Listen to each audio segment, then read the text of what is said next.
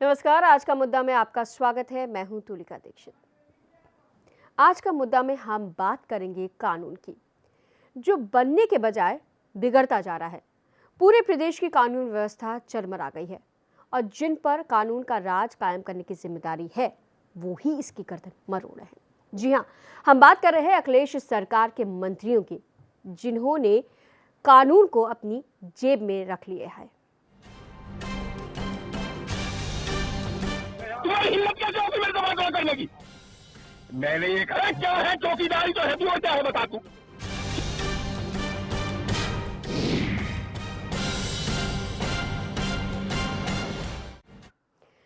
मुख्यमंत्री ने एक साथ 82 दर्जा प्राप्त मंत्रियों को बाहर का रास्ता दिखा दिया है। क्या अखिलेश सरकार की सफाई अभियान से कानून व्यवस्था पटरी पर आ पाएगी? ये एक अहम सवाल है, क्योंकि बागपत में दर्जा प्राप्त राज्य मंत्री कुलदीप उज्ज्वल के पिता ने जिस तरह से दरोगा के साथ सलूक किया, उसे तो कानून को ठेंगा दिखाना ही कहते हैं। आइए पहले वो हम तस्वीर देख लेते हैं। थाने में रवानगी नहीं कर सकते तुम, बता रहा हूँ, तो ध्यान रखियो। मैं बता रहा हूँ, आइंदा ध्यान रखियो।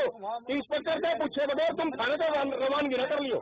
हमने सीओ के कपड़े उतार के यहाँ 2 सिपाहियों के कपड़े उतार के वापस कर दिए थे, कपड़े उतार के, और राइफल ले ली थी, और जो तेरी समझ में आवे सो तस्करा डाल दिए। मेरा नाम धर्मपाल है, बता रहा हूँ तुझे। तुम्हारी हिम्मत कैसे होती मेरे दबाव कॉल करने की? मैंने ये कहा क्या है, चौकीदारी तो है तू, और क्या है बता तू।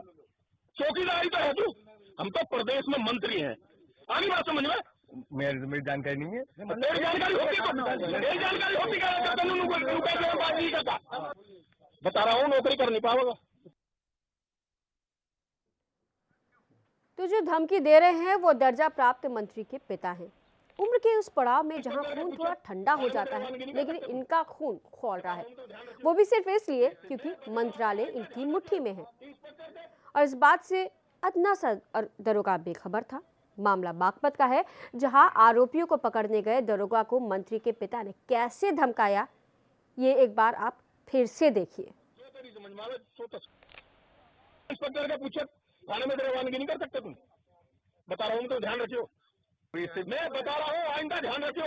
इंस्पेक्टर से पूछे बगैर तुम थाने से रवानगी न कर लियो। हमने सीओ के कपड़े उतार के यहाँ 2 सिपाहियों के कपड़े उतार के वापस कर दिए थे, कपड़े उतार के, और राइफल ले ली थी, और जो तेरी समझ में आवे सो तस्करा डाल दिए। मेरा नाम धर्मपाल है, बता रहा हूँ तुझे। तुम्हारी हिम्मत कैसे होती मेरे दबाव कॉल करने की? मैंने ये कहा क्या है, चौकीदारी तो है तू, और क्या है बता तू। चौकीदारी तो है तू, हम तो प्रदेश में मंत्री हैं। आगे बात समझ में? मेरी जानकारी नहीं है। मेरी जानकारी होती तो मेरी जानकारी होती क्या कानून बात नहीं करता। बता रहा हूँ, नौकरी कर नहीं पाओगे।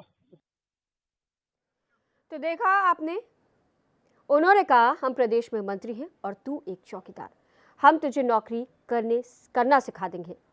2 दिन पहले बलौनी थाने से दरोगा अशोक कुमार 2 सिपाहियों को लेकर मवीकला गांव में गोकशी का प्रयास करने वाले 2 आरोपियों को पकड़ने के लिए गए थे। आरोपियों ने पुलिस को देखकर दर्जा प्राप्त राज्य मंत्री डॉक्टर कुलदीप उज्ज्वल के पिता धर्मपाल सिंह को फोन पर बुला लिया।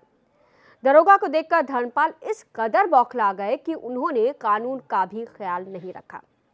धर्मपाल की बात सुनकर दरोगा अवाक रह गए और गिड़गिड़ाने लगे, लेकिन मंत्री के पिता को रहम नहीं आई। दरोगा आरोपियों को थाने नहीं ला सके और चुपचाप थाने लौट गए।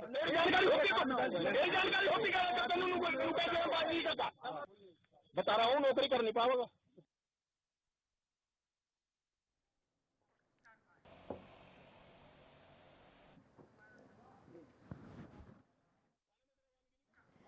तो अभी आपने देखा मंत्री जी के पिता की हनक, उन्होंने दरोगा के साथ कैसा सलूक किया, ये भी आपने देख लिया। आइए अब आपको सुनाते हैं कि दर्जा प्राप्त राज्य मंत्री कुलदीप उज्ज्वल कैसे अपने पिता का बचाव कर रहे हैं। उन्होंने कहा कि केवल पहले जांच कीजिए, जांच के उपरांत जो चीजें सामने आए वो ही कीजिए। अब वो दरोगा जी जो आए थे वो पता नहीं किस चीज से मैनेज थे, क्या उनकी मंशा थी, वो उन्होंने सबसे पहले आमंत्रित किया इस बात के लिए कि वो खुद अभद्र व्यवहार करने लगे और कहने लगे मैं नहीं जानता किसी को, मुझे मतलब नहीं है इस बात को, मैं तो सीधा जेल भेजूंगा। दरोगा जी जो है साजिश के तहत उनको जेल भेजना चाहते थे, लेकिन हमारे पिताजी ने सच्चाई का साथ दिया, ईमानदारी का साथ दिया, मजलूम और गरीब का साथ दिया, और वो लगातार ऐसे साथ देते भी रहेंगे। वाह, क्या ईमानदारी और मजलूमों का साथ देने का तरीका है। चलिए, इस मुद्दे पे हम चर्चा भी कर लेते हैं। हमारे साथ हमारे मेहमान जुड़ चुके हैं। फखरुल हसन साहब जुड़े हैं, समाजवादी पार्टी से आईजी अमिताभ ठाकुर जी भी हैं। बहुत बहुत स्वागत है आप दोनों का। कानपुर से हमारे साथ डॉक्टर दिवाकर मिश्रा बीजेपी से जुड़े हुए हैं और कांग्रेस से डॉक्टर शैलेंद्र दीक्षित जी हैं। बहुत बहुत स्वागत है आप दोनों का। सबसे पहले फखरुल हसन जी, आप ही से पूछ लेते हैं, ये कौन सा तरीका होता है मजलूमों की मदद करने का? ये आप जो कानून जो अपना काम कर रहा है उसको काम करने से रोक रहे हैं, आप ये मजलूमों की मदद कर रहे हैं कि आप कानून की धज्जियां उड़ा रहे हैं?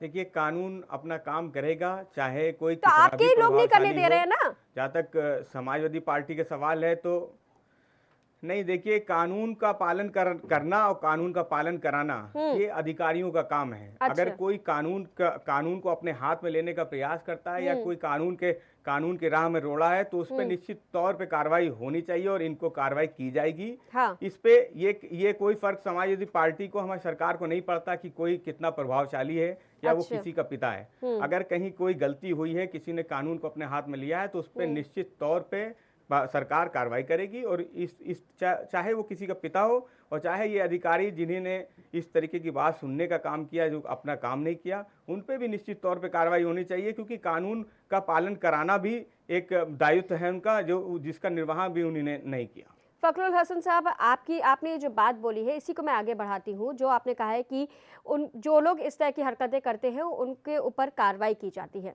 आप क्या बता सकते हैं अभी तक कितने लोगों पर कार्रवाई की गई है? क्योंकि हम ये तो बता सकते हैं आपको कि कहाँ कहाँ पर कानून की धज्जियां उड़ाई गई, कहाँ कहाँ पे दबंगई आपके सरकार से जुड़े लोगों ने की है या आपके पार्टी से जुड़े लोगों ने की है। हम ये बता देंगे आपको, कार्रवाई आप बताएंगे? तुलिका जी, जहाँ तक समाजवादी पार्टी का सरकार है, समाजवादी पार्टी ने हमेशा कानून का साथ दिया है। हाँ। सरकार, जो अधिकारी हैं वो अपना काम करते रहे हैं। जहाँ कहीं भी कानून को हाथ में लेने का काम जिन लोगों ने भी किया है उन पे निश्चित तौर पे कार्रवाई ये हुई है। गोलमोल जवाब है मैं फखरुल एक हसन बात और साहब, बता जो दूं कि सवाल था कानून मेरा व्यवस्था उसका के जवाब नाम पे नहीं है ये। जो- चलिए नहीं, तुलिका जी, जहाँ तक आप कानून व्यवस्था की बात करती हैं, कानून व्यवस्था को मुद्दा मीडिया ने जरूरत से ज्यादा बना रखा है। अच्छा। उत्तर प्रदेश में ऐसी कोई हालत कानून व्यवस्था की खराब नहीं है जिसके लिए आपकी इतना पार्टी के हो-हल्ला कुछ मचाया बड़े जाए। नेता ही इस मुद्दे पर हिंदुस्तान में और बोल भी चुके प्रदेश हैं। और भी अगर आपको सरकारें याद चल ना हो रही तो हैं। मैं आपको बता देती हूँ कि राम गोपाल यादव ने सैफई में बोला था कि प्रदेश में बहुत ज्यादा गुंडागर्दी बढ़ गई है और इसके लिए कुछ पार्टी के विधायक और नेता ही जिम्मेदार है और इससे पार्टी की बदनामी हो रही है। खुद मुलायम सिंह यादव भी उस मुद्दे पर बोल चुके हैं। उन्होंने कहा है कि अगर पार्टी से जुड़ा कोई भी कार्यकर्ता, मंत्री या फिर नेता या उसके परिवार से जुड़ा कोई कुछ ऐसी हरकतें करता है तो पार्टी की बदनामी होती है। क्या जरूरत थी, अगर ये ऐसा आपकी पार्टी में नहीं हो रहा तो किसी भी बड़े नेता को बोलने की? तुलिका जी, जहां तक माननीय नेताजी का सवाल है, नेताजी ने जो बात कही वो बिल्कुल सही कही कि जो लोग भी, चाहे वो कोई मंत्री हो या किसी मंत्री का रिश्तेदार हो या उनके परिवार का सदस्य हो, जब भी कोई कानून को अपने हाथ में लेने की कोशिश करेगा या कानून को अपने हाथ में लेगा तो उस पर निश्चित तौर पे कार्रवाई होगी। और फखरुल यही हसन नेताजी ने साहब, कहा आप था गोलमोल और ये बातें सही कर भी रहे है। हैं, जो सवाल मैं आपसे पूछी उसका जवाब नहीं मिल पा रहा है। चलिए अमिताभ ठाकुर जी, जिस तरह से जिन शब्दों का इस्तेमाल यहाँ पर किया गया है, उन शब्दों से क्या एक आम आदमी या फिर जो सरकारी मुलाजिम है उसको आपत्ति नहीं होनी चाहिए? जी, निश्चित रूप से। चूंकि इस प्रकरण में मैं भी इस कारण से जुड़ा जी। कि जब मुझे इस घटना की जानकारी मिली तो मैंने जो सब इंस्पेक्टर हैं उनसे व्यक्तिगत स्तर पर उनसे बात किया, उनसे मेरी लंबी बात हुई। मैंने वहाँ बागपत के पुलिस अधीक्षक साहब से बात किया, मैंने थाने के इंस्पेक्टर साहब से बात किया, वहाँ के कुछ और जो मेरे परिचित लोग हैं जो सामाजिक कार्यों में, उनसे बात किया। और जो निष्कर्ष मैंने यही निकाला कि घटना प्रथम, जो आप तो खैर क्लिपिंग दिखा रही हैं, मेरे पास क्लिपिंग नहीं थे, लेकिन यही बात समझ में आई कि इस तरह से जो है शब्दों का प्रयोग किया गया है। और फिर मैंने उसके बाद आईपीसी का अध्ययन किया और जो मेरी समझ में आई बात कि चूंकि थाना अध्यक्ष संबंधित जो दरोगा है अशोक कुमार, उन्होंने जीडी में इस बात का तस्करा अंकित किया है और वह तस्करा धारा 353, 504, 506 आईपीसी का प्रथम दृष्टया अपराध दिखता है। हाँ। इसीलिए मैंने स्वयं भी डीजीपी साहब को पत्र लिख के निवेदन किया है कि चूंकि ये अपराध बनता दिखता है, अतः इस संबंध में अग्रिम कार्रवाई कराई जाए। मैंने एसपी साहब से भी ये निवेदन किया है। जी। और जो मैं आपके सामने देख रहा हूँ, मैं इसको पहले नहीं देख पाया था, जी। वो स्पष्टतया वो धमकी है और एक शासकीय कर्मी को शासकीय कार्य में धमकी है। जी। और मेरी दृष्टि में तो ये निश्चित रूप से एक आपराधिक कृत्य है। हमारे साथ एक दर्शक जुड़े हैं गोरखपुर से, अनवरुल्लाह खान साहब जी। अनवर जी, बहुत बहुत स्वागत है आपका, बताइए क्या कहेंगे आप?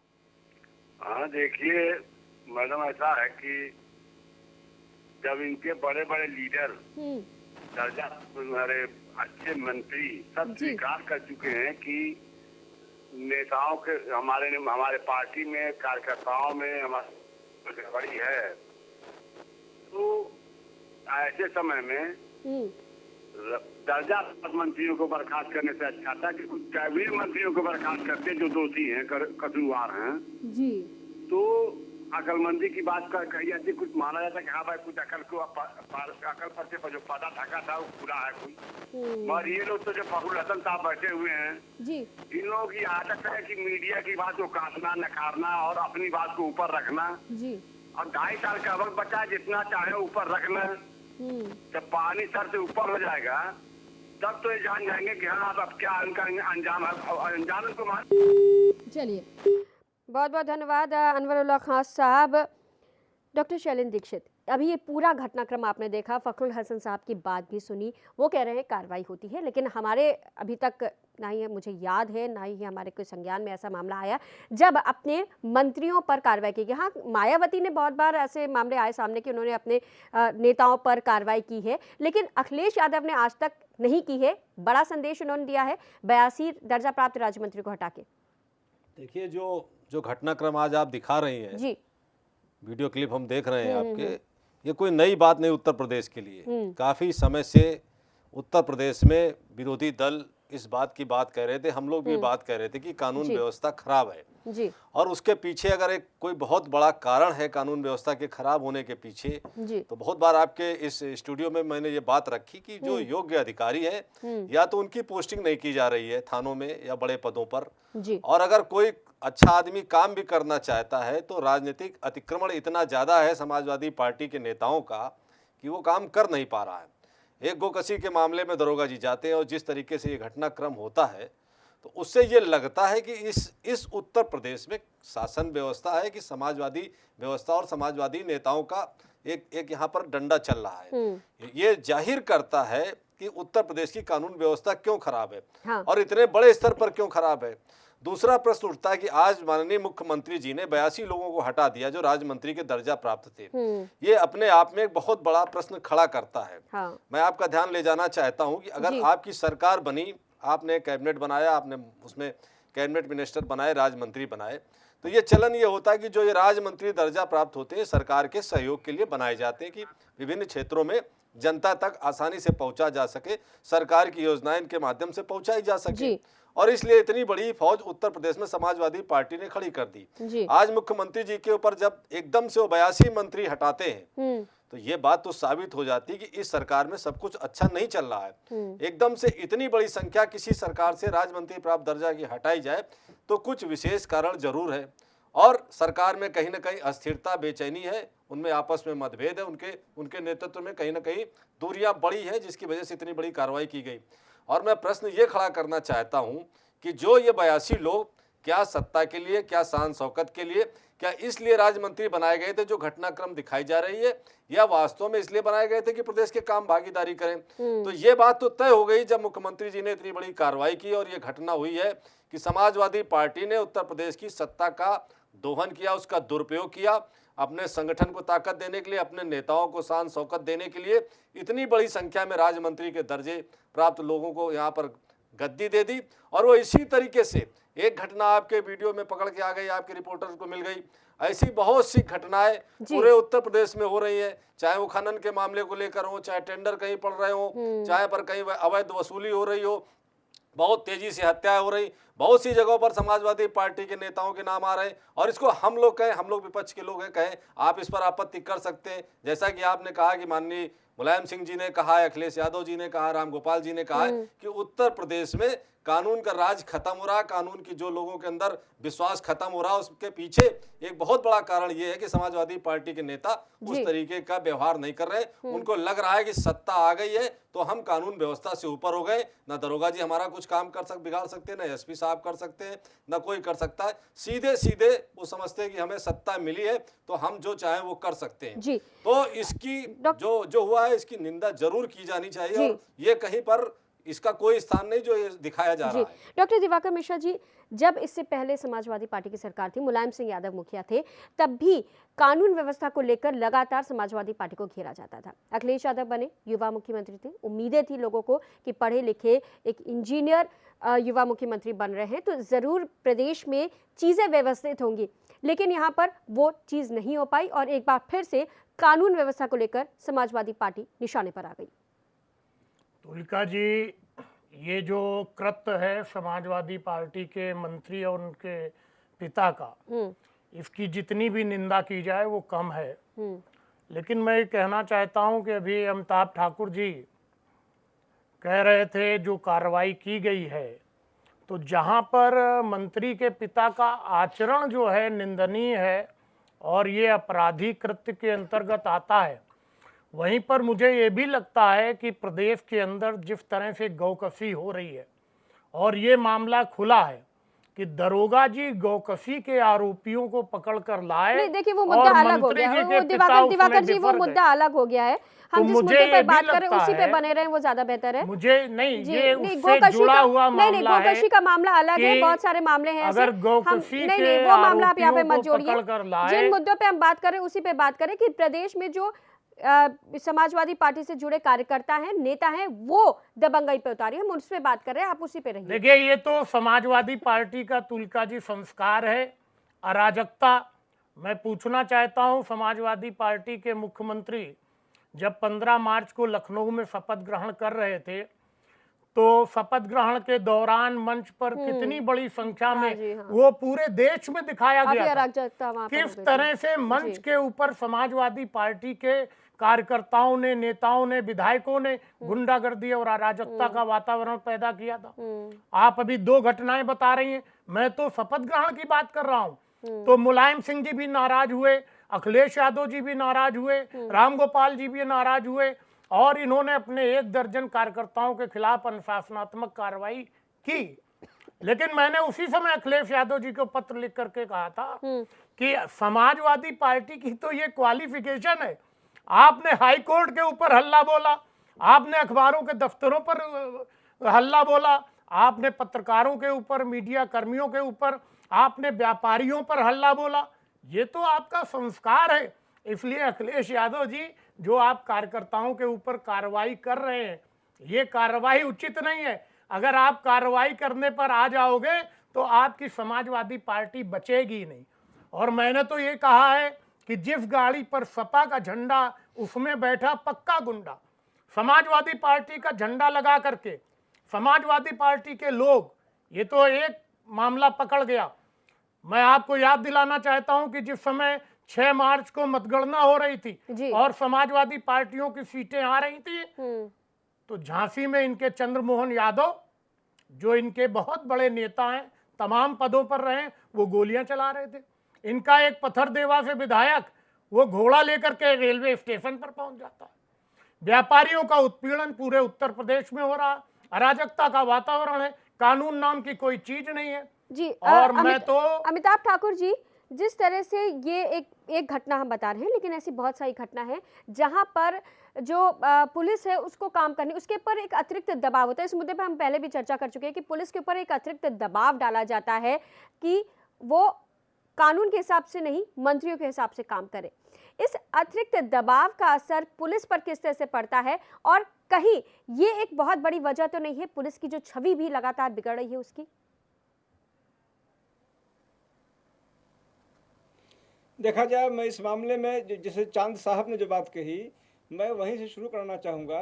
और मैं ये कहना चाहूँगा कि पुलिस के अफसर भले कहते हैं कि उन पर अतिरिक्त दबाव है, राजनीतिक दबाव है, जो भी है, लेकिन इसकी पहली और आखिरी जिम्मेदारी संभवतः पुलिस के अफसरों पे है। जैसे अगर उदाहरण के लिए हम इसी घटना को लें तो पहली बात, वहाँ मौके पर दारोगा थे, उसके बाद उस थाने के इंस्पेक्टर मिस्टर वीरेंद्र सिंह थे, जी। फिर वहाँ के एसपी भी हैं, उस जनपद के एडिशनल एसपी हैं, सीओ हैं। मेरी बात यह समझ में नहीं आती है कि तमाम मामलात में जिनमें उनकी इच्छा कर जाती है पुलिस के अफसरों की, वह तो कहीं से कुछ भी ले आते हैं, और जहाँ कहीं कहीं क्लिपिंग दिख जाती है, चीजें आंखों से दिखने लगती हैं, वहाँ वो धृतराष्ट्र बन जाते हैं। तो हमें अगर कोई धृतराष्ट्र बन रहा है तो गलती तो उसी की कही जाए। इसमें बाह्य अगर कहीं से कोई फोन आता है, नहीं आता है, वो तो पर्दे के पीछे होता है, नहीं होता है, लेकिन कानून की धाराएं तो किसी व्यक्ति विशेष के लिए नहीं बदलती हैं। ऐसे में अपनी जिम्मेदारी से भागना, यह तो निश्चित रूप से किसी भी व्यक्ति का अपना ही लालच है, अपना ही स्वार्थ है, अपनी ही ओढ़ी हुई मजबूरी है। तो मेरा यह मानना है कि इन ओढ़ी हुई मजबूरियों के लिए कोई सहानुभूति हमें आपको नहीं होनी चाहिए, क्योंकि मेरी निगाह में जैसा गीता में कहा गया है, जैसा हम सभी कहते हैं, अन्याय होने से ज्यादा अन्याय होते हुए देखना बहुत बड़ा गुनाह है। और जिस व्यक्ति को यह जिम्मेदारी दी गई है कि अन्याय को रोको, वो अपनी आंखों से देख रहा है कि एक व्यक्ति खुलेआम धमका रहा है, दरोगा गिड़गिड़ा रहा है, कोतवाल कुछ कहना नहीं चाह रहे, मेरे कोतवाल से बात हुई, एसपी साहब से बात हुई, तो मुझे लगता है कि इसमें हम बाह्य प्रेशर की बात न करें। उन अधिकारियों को कम से कम और कुछ नहीं, एक सार्वजनिक रूप से हम भर्त्सना भी कर सके उनके इस कृत्य की, कि आखिर वो देखते हुए भी क्यों अनदेखा किए हुए हैं। मेरे ख्याल से यह भी एक शुरुआत होगी, उनकी सार्वजनिक निंदा तो हो, और उनको इस बात का बल न दिया जाए, न मौका मिला जाए कि किसी कथित या अकथित बाह्य दबाव के कारण वो ऐसा नहीं कर रहे हैं। देखिए चलो, एक दर्शक हमारे साथ जुड़े हुए हैं, पहले उनसे बात कर लेते हैं। देवेंद्र गुप्ता जी, कानपुर देहात से। जी देवेंद्र जी, स्वागत है आपका, बताइए क्या कहेंगे आप। देवेंद्र जी, आप तक आवाज पहुंच रही है? संपर्क कट गया। फिलहाल इस चर्चा को हम आगे बढ़ाएं, उससे पहले एक छोटे से ब्रेक के लिए यहाँ रुक लेते हैं, छोटा सा ब्रेक। तुम्हारी हिम्मत कैसे होगी मेरे दबाव करने की? मैंने ये कहा क्या है, चौकीदारी तो है, तू और क्या है बता तू।